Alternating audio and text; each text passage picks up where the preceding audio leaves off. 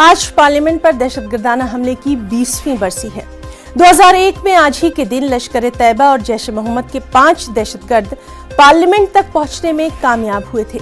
हालांकि पार्लियामेंट से अटल बिहारी वाजपेयी और सोनिया गांधी जा चुके थे, लेकिन अडवाणी समेत 100 अरकान पार्लियामेंट में ही मौजूद थे। जैसे ही दहशतगर्दों ने हमला किया, सिक्योरिटी फोर्सेस ने भी अपना मोर्चा संभाल लिया और दहशतगर्दों को हलाक कर दिया।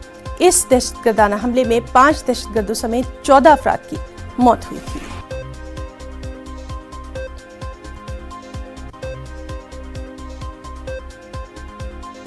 और पार्लियामेंट की 20वीं बरसी के मौके पर सदर जमहूरिया रामनाथ कोविंद ने शहीदों को खिराज अकीदत पेश किया। सदर जमहूरिया ने ट्वीट किया कि मुल्क हमेशा उनकी कुर्बानियों को याद रखेगा। वहीं मरकजी वज़ीर दाखिला अमित शाह और वज़ीर दिफा राजनाथ सिंह ने भी ट्वीट करते हुए दहशतगर्दाना हमले में शहीद हुए सिक्योरिटी एहलकारों को खिराज अकीदत पेश किया है।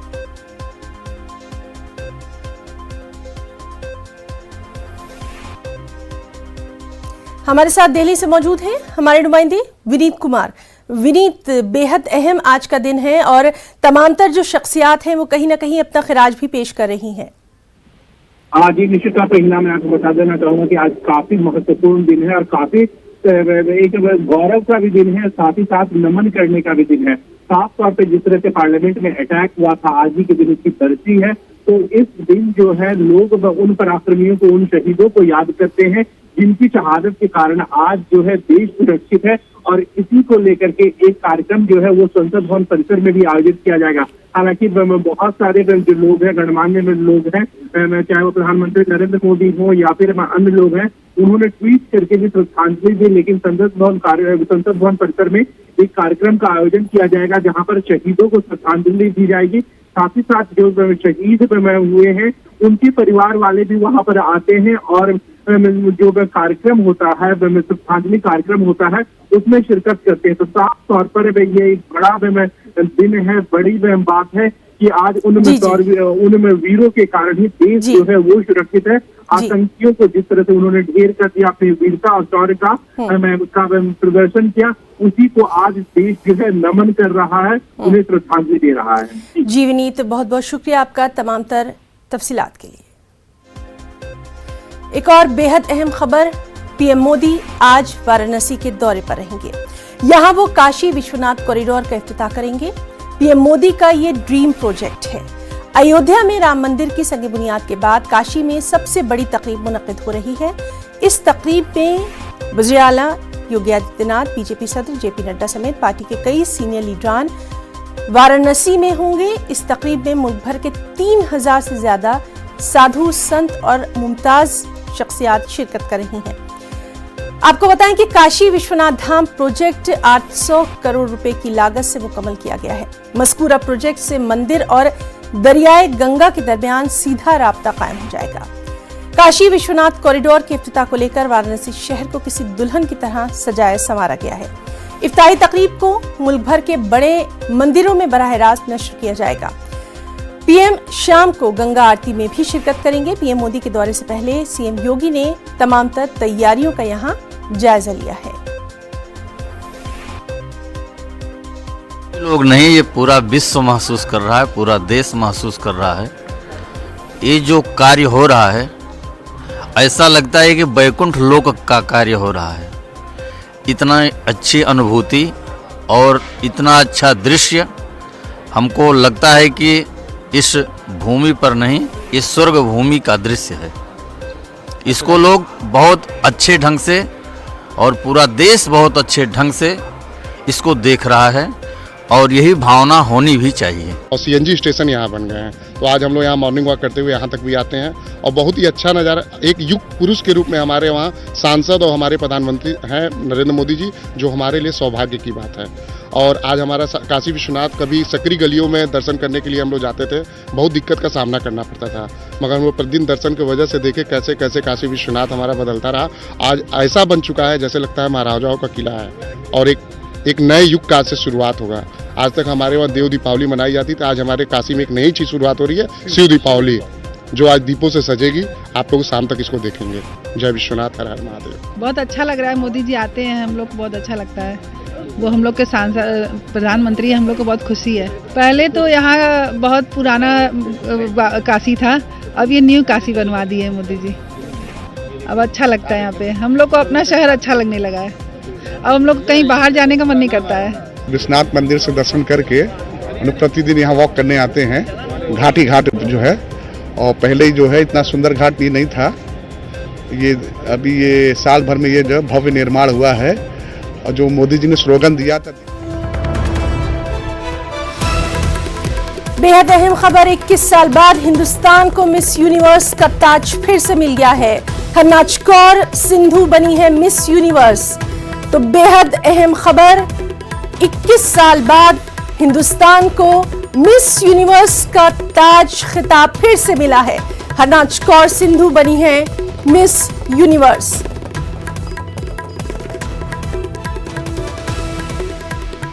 तो नाजरीन, जिस तरह से लगातार हम देखते हैं कि हिंदुस्तानी खूबसूरती हमेशा से ही अपनी मिसाल आप रही है। हमारी जितनी भी नौजवान पीढ़ी रही है, लगातार हम देखते हैं कि मिस वर्ल्ड, मिस यूनिवर्स बनती रही हैं। और अब 21 साल के बाद बेहद खुशी का ये लम्हा, हिंदुस्तान को मिस यूनिवर्स का ताज फिर से मिला है। हरनाज कौर सिंधु बनी है मिस यूनिवर्स।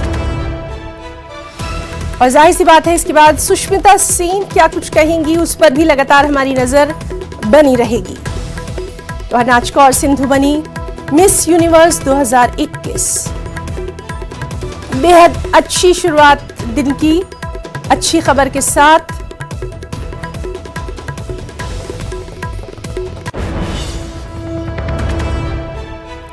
इक्कीस साल के बाद हिंदुस्तान को मिस यूनिवर्स का खिताब मिला। हरनाज कौर सिंधु बनी है मिस यूनिवर्स। चंडीगढ़ से इनका ताल्लुक है।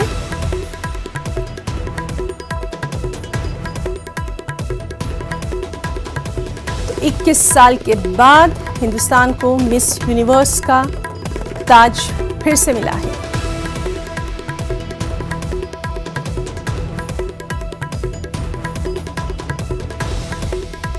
बेहद अहम खबर, सुष्मिता सेन ने भी इस पर अपना रद्द-ए-अमल दिया है। जाहिर सी बात है, मुबारकबाद दी है, बहुत खुश हैं वो भी। हरनाज कौर सिंधु, जिनका ताल्लुक चंडीगढ़ से बताया गया है। मिस यूनिवर्स 2021 का ताज खिताब 21 साल के बाद हिंदुस्तान को मिला है।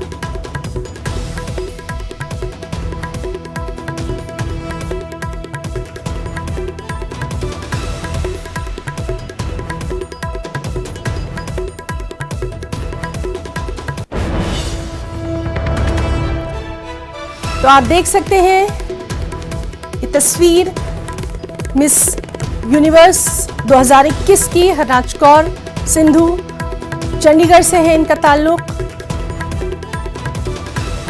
तो 21 साल के बाद हिंदुस्तान को मिस यूनिवर्स का ये ताज खिताब मिला है।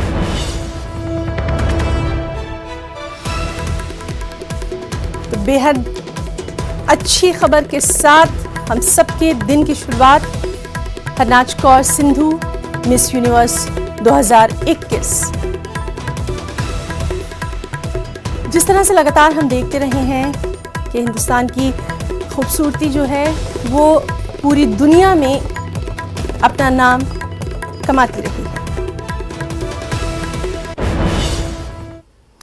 जैसे जैसे यूपी असेंबली इंतखाबात करीब आते जा रहे हैं, आरएसएस और उसकी ज़ेली तंजीमों की जानिब से मुतनाज़ा बयानात का सिलसिला शुरू हो गया है। विश्व हिंदू परिषद के joint general secretary Surendra Jain ने इतवार को ये कहकर तनाज़ा खड़ा कर दिया कि राम मंदिर तहरीक जद्दोजहद आज़ादी से बड़ी है। विश्व हिंदू परिषद के एक बयान में सुरेंद्र जैन का हवाला देते हुए कहा गया कि हिंदुस्तान को 1947 में सियासी आज़ादी मिली, लेकिन हमें अपनी मजहबी और सकाफती आज़ादी राम मंदिर की तहरीक से मिली। ये तहरीक आज़ादी से भी बड़ी तहरीक थी।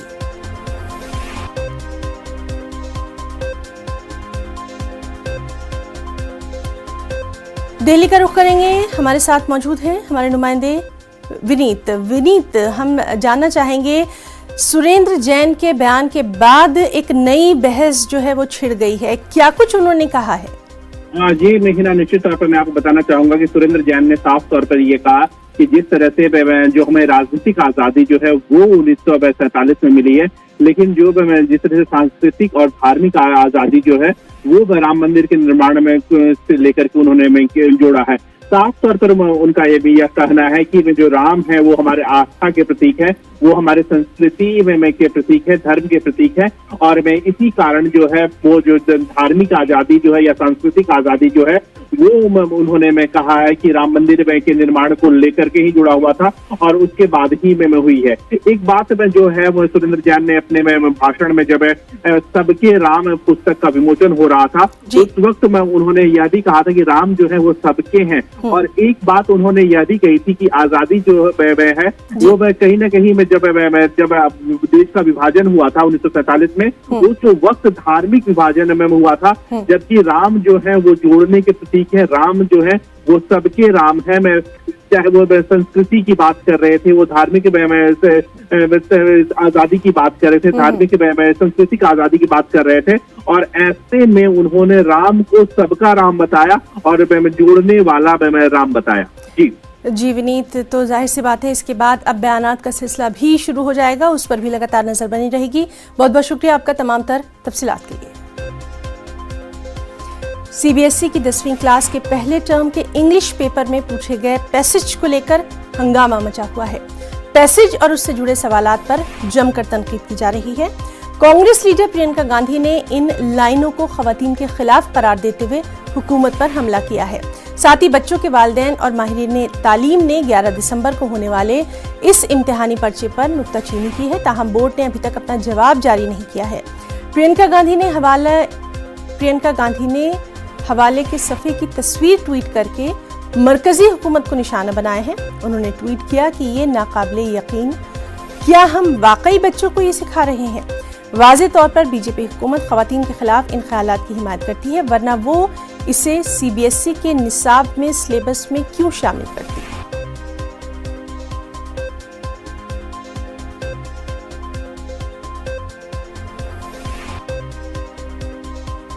वक्त एक छोटी सी ब्रेक का।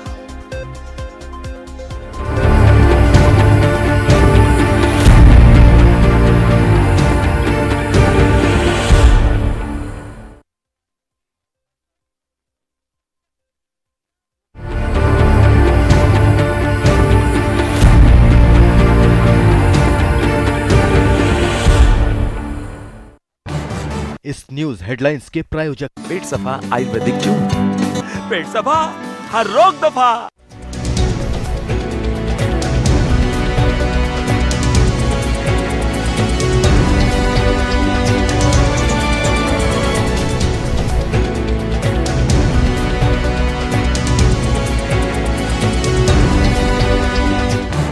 इस न्यूज हेडलाइंस के प्रायोजक पेट सफा आयुर्वेदिक चूर्ण, पेट सफा हर रोग दफा।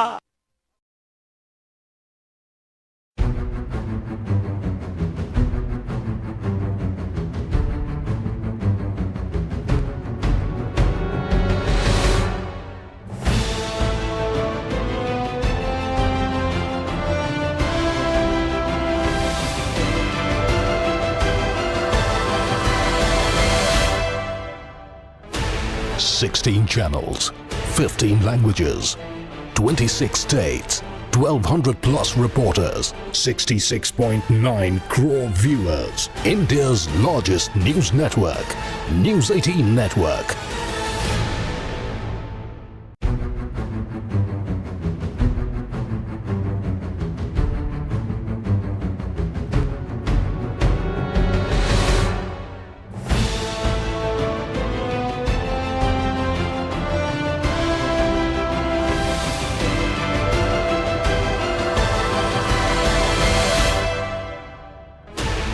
Sixteen channels, 15 languages, 26 states, 1,200 plus reporters, 66.9 crore viewers. India's largest news network, News 18 Network.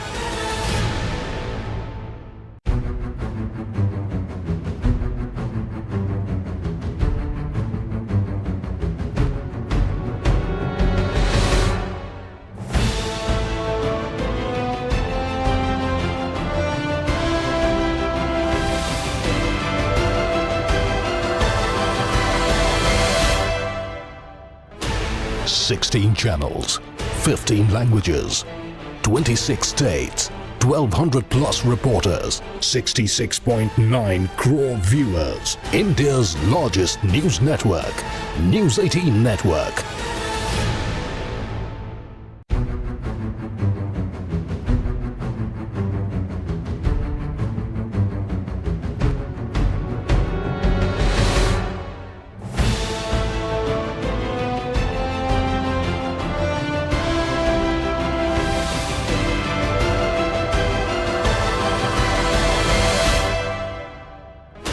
Sixteen channels, 15 languages, 26 states, 1200 plus reporters, 66.9 crore viewers. India's largest news network, News 18 Network.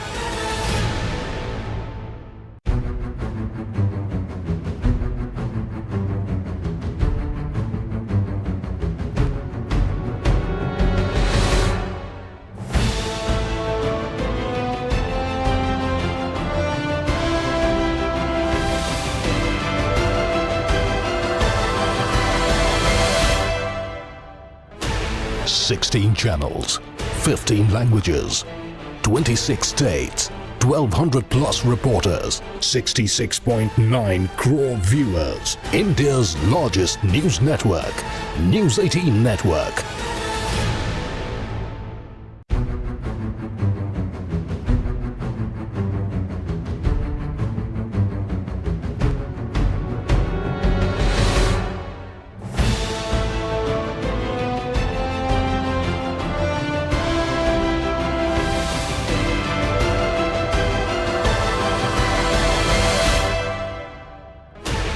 Sixteen channels, 15 languages, 26 states, 1200 plus reporters, 66.9 crore viewers. India's largest news network, News 18 Network.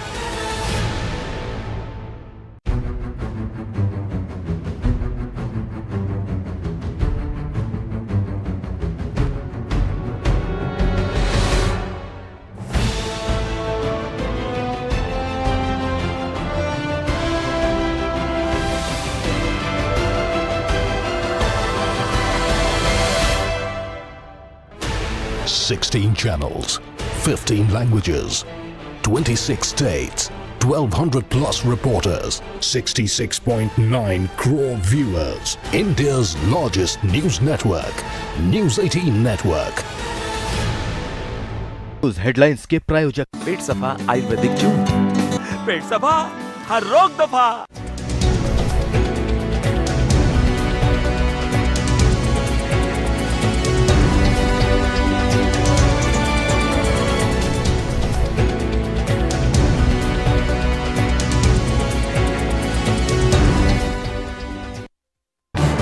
इस news headlines के प्रायोजक पेट सफा आयुर्वेदिक जून। पेट सफा हर रोग दफा।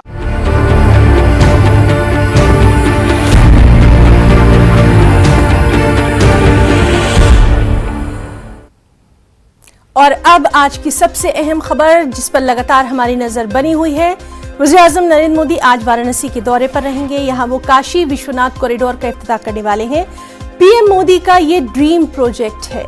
आपको बताएं कि अयोध्या में राम मंदिर की संग बुनियाद के बाद काशी में सबसे बड़ी तकरीब मुनक्किद की जा रही है।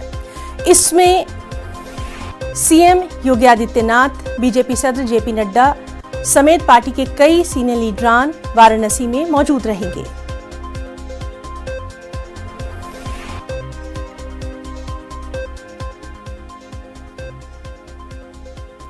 और चलिए नाज़रीन सीधे रुख करेंगे वहां मौजूद हमारे साथी उपेंद्र का। उपेंद्र, आपसे जानना चाहेंगे बेहद भव्य नजारा, क्या कुछ वहां पर तैयारियां हमारे नाज़रीन तक पहुंचाइए।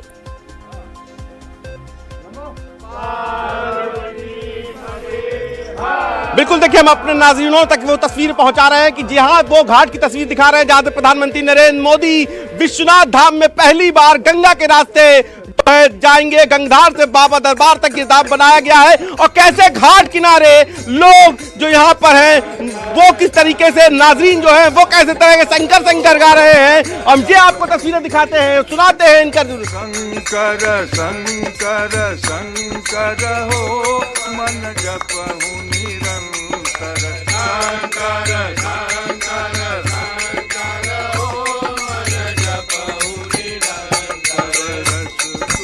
तो नाज़रीन, हमारे साथी उपेंद्र मौजूद हैं जो कि लगातार। उपेंद्र, आपसे जानना चाहेंगे कब तक वहां पर पीएम के पहुंचने का इम्कान है?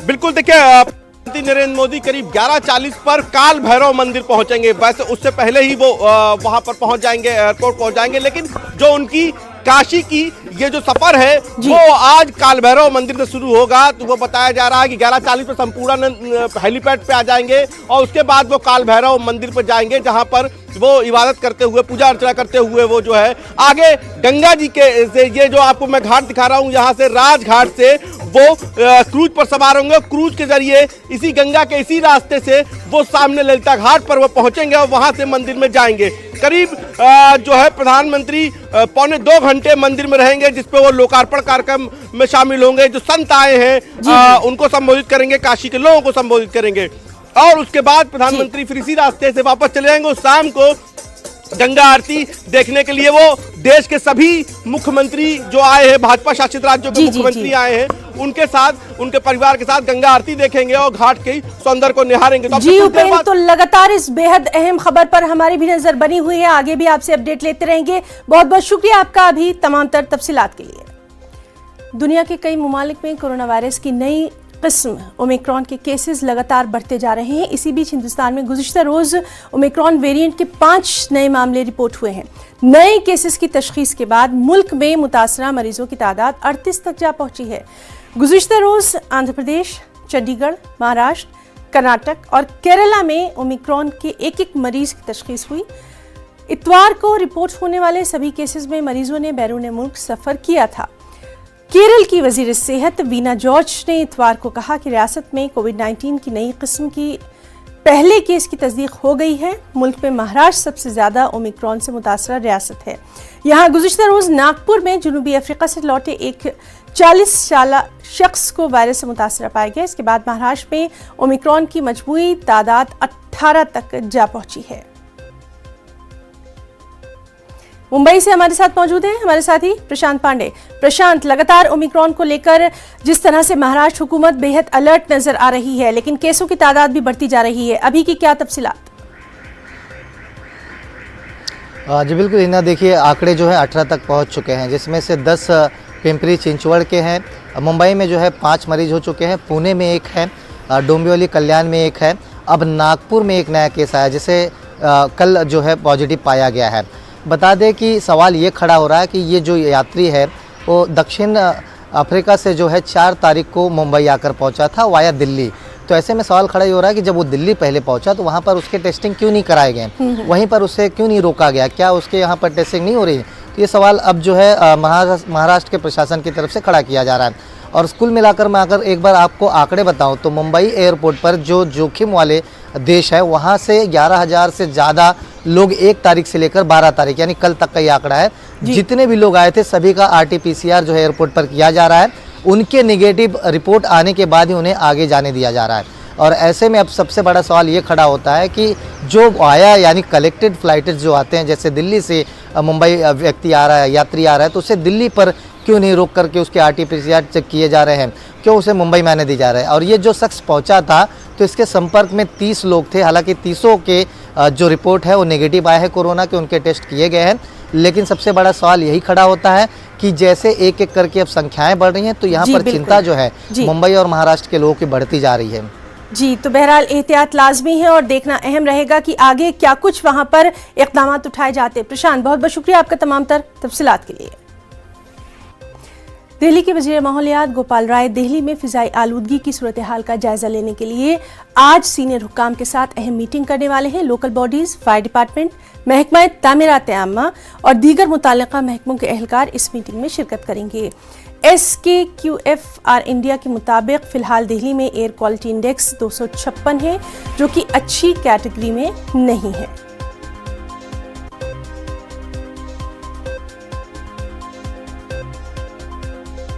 तो आज की ताज़ा खबर में फिलहाल इतना ही। हमारी पूरी टीम को दें इजाज़त। आदाब।